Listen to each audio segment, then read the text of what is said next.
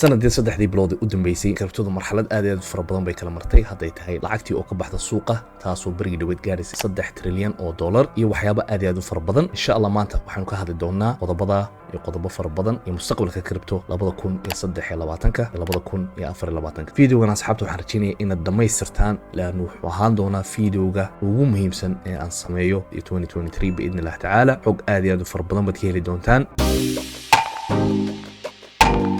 saadaashan aynu samayn doono maanta ee ku saabsan kriptada iyo iqtisaadka caalamka uu socon doono 2023 iyo 2024 kaba dhowr qodob oo ra'iisiya iyo daatooyin iyo information aynu insha Allah tacaala isla eegi doonaa laanu mar walba oo doonaysid waxaynad ogaatid waa inaad informationka iyo daatooyinka kala duwan waa inaad research ku samaysid waa inaad baaritaan ku samaysid si aad prediction wanaagsan aad u samaysid qodobkan ugu horeeya haddaynu ka hadalno oo ku saabsan sicir bararka waddanka Mareykanka saynu daatada halkan aynu ku aragno waxaynu maraynaa amba ka hooseynaa imaka levelkii uu marayay January 2022 taasina waa arin aad iyo aad u wanaagsan oo iqtisaadka u wanaagsan taasina waxaynu tusaa sicir bararka waddanka Mareykanka inuu soo daadanayo waayo baynu analyze gareynaa waddanka Mareykanka sicir bararkiisa laanu wax kasta oo waddanka Mareykanka saameeya hadduu yahay sicir barar hadduu yahay maaragtay sicirka faa'iidada iskala bedbedelaya mar walba waddanka Mareykanka ayaa iqtisaadka marka laga hadlayo marjiciyad u ah waayo iqtisaadka caalamka boqolkiiba 25% waddanka Mareykanka ayaa saameynta weyn ku leh marka imika sidaynu aragno wuxuu gaadhay sicir bararka waddanka Mareykanka 9.1 imikana waa ka soo daatay waxaanu marayaa sidaan sheegay levelkii 2022 January oo imika xitaa aynu hoos marnay oo 6.5% ayuu maraya inflationku dabcan goolkii looma dhawa goolkana waxaan u jeedaa hadafkuna mar walba aynu ahaado sicir bararka marka laga hadlayo 2% ilaa 3% marka wali waa laga fogyahay waanan ogahay inay maaragtay sicir bararka wali uu high u yahay laakiin levelkii la joogay ee ahaa 9.1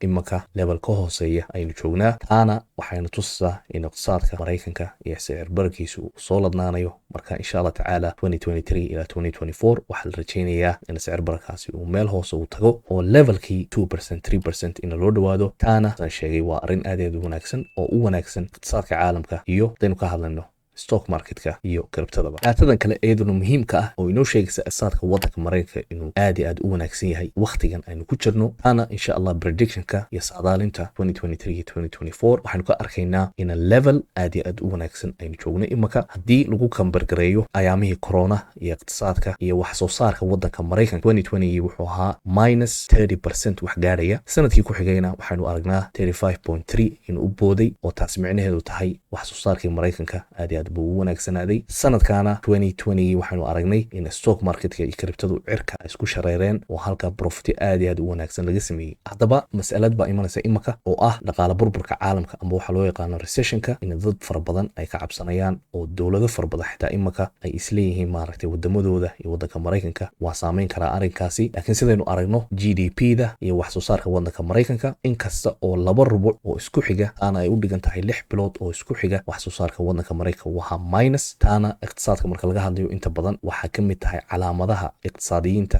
iyo dadka iqtisaadiyiintu ay ka akhriyaan ina mashaakil ay ka jiraan dawladda oo ay ku sugan yihiin ina dhaqaale burbur waddanka uu ku dhaco laakiin saynu aragno labadii rubuc ee ka dambeeyay wax soo saarka waddanka Mareykanka uu wanaagsanaaday inkastoo January 2023 wax soo saarkii waddanka Mareykanka uu yara daatay laakiin insha Allah tacaala labada sanadood ee soo socda waxa loo malaynayaa in levelkii 2020 markii asmadii corona laga soo baxay inuu gaadho ama wax u dhow marka insha Allah tacaala guud ahaan markaynu eegno wax soo saarka waddanka Mareykanka iyo caalamka labada sanadood soo socda wax far badan baa iska bedelaya daatadan oo iyaduna aad iyo aad u muhiim ah hadaynu ka hadalno wuxuu ku saabsan yahay interest rate-ka waddanka Mareykanka imika wuxuu ku dhow yahay 5% dadkii shaqada helayay ay badnaanayaan iyo GDP-da oo wax soo saarka waddanka Mareykanka uu korayo iyo sicir bararkii uu daadanayo marka banka dhexe Mareykanka wuxuu ku qasban yahay inuu interest rate-ka uu hoos u dhigo taas oo dabcan dollarka Mareykanka saameynaysa inuu hoos u daato micnaheeduna waxa weeye hadduu dollarku daato ina lacag fara badan ay suuqyada insha Allah tacaala ay soo gelayaan marka overall marka la isku soo duuduubo waxaasoo dhan marxalad aad iyo aad u wanaagsan aynu maraynaa imaka data information ugu dambeeyana waxa weeye unemployment rate na waxa looga jeedaa dadka bilaa camalka ah dadka bilaa camalka xitaa wuxuu leeyahay data u gaara oo mar walba la eego waana qodob aad iyo aad u muhiima marka la eegayo iqtisaadiyada caalamka gaar ahaan waddanka Mareykanka. Sida halkan ku aragna daatadan 3.5 uu maraya imika January 2022giina wuxuu marayay 4%. marka sanadka imika ina dhaafay waxaanu aragnaa 0.5% inuu soo daatay oo halka dadkii ay iyaguna shaqo ay helayaan. liisha haddaba haddaynu eegno S&P 500ka S&P 500 hadii jeer wuxuu xiriir u leeyahay kriptada laanu waxa u badan shirkadaha technology-ga. haddaynu isla eegno taxliisha 1 week aynu kasoo bilaabaynaa haddaynu Fibonacci aynu ku qabanno oo hoosta aynu kasoo bilowno ilaa dusha sare waxaanu aragnaa imika dhaqaaqan S&P-du ay soo samaysay inay tahay mid correctiona oo levelka 0.5 Fibonacci level laga celiyay. imika xitaa haddaynu isla eegno halkan waxaa ka muuqda pattern amba naqshad laba garab iyo madax, taasina hadda jeer waxay noo sheegaysaa inay tahay naqshad bullisha. insha Allah tacaala targetyada laga rajaynayo mustaqbalka dhowna ee ku saabsan S&P 500na $5,500 ilaa $6,500 باذن الله تعالى. انكو waxaas oo dhan haysana laakiin haddana waxaan doonaynaa inaan confirmation ka helno. confirmation kana waxa la helayaa marka ay dhaafto S&P 500ku $4,300 kaas ayaan oran karnaa waxay ku wajahan tahay $5,500 haday jabiso areadana waxay ku wajahan tahay $6,600. haddaynu isla eegno dollarka Mareykanka weekly chartka sida halkan aynu ka aragno wuxuu ku dhawaa leveladii 2000kii oo $115 uu gaaray. levelkana saraxata waxa la sugayay intuu jabiyo uu gaaro kadibna $120 laakiin waa suurtagal weydii taasi waxaana laga soo celiyay $115. imikana haayadii ugu sareeyay waa ka soo daatay. insha Allah tacaala waxaan rajaynayaa على الأقل إنه سمي ريتست بدي أقول لابتو إيريا دا وسوتشي بي كدبنا إلى ميلها هوسه إنه قادو أو سجاشن كيسي دولار ماشو كدقاقي إنه دب أقول لابتو أيو بدنت هاي تاسنا حتى يدعو إن شاء الله تعالى سن شيء داتوين كأنه صوض رونودن إنه ونكسن هاي سوق كذا انتينا بيتكوين كأنه أين وين تحليلين waxaan doonayaa inaan horta aan ka hadlo qodob aad iyo aad u muhiimsan taasna waxay ku saabsan tahay Bitcoin dominance. Bitcoin dominance waxa looga jeedaa haymanada suuqa Bitcoin ay ku leedahay lacagta guud ee suuqa ku jirta ee la yiraahdo market cap-ka imisa percentage lacagta kamida ayaa Bitcoin ku jirta. imika saynu aragno waxay ka soo laabatay level aad iyo aad u muhiima oo 40% ilaa 38%. taana waxaan anigu saadalinayaa haddii levelada laga soo celin kari waayo oo ay jabiso waxaanay u badan tahay inay jabiso ilaa leveladii ahayd inay ku laabato leveladii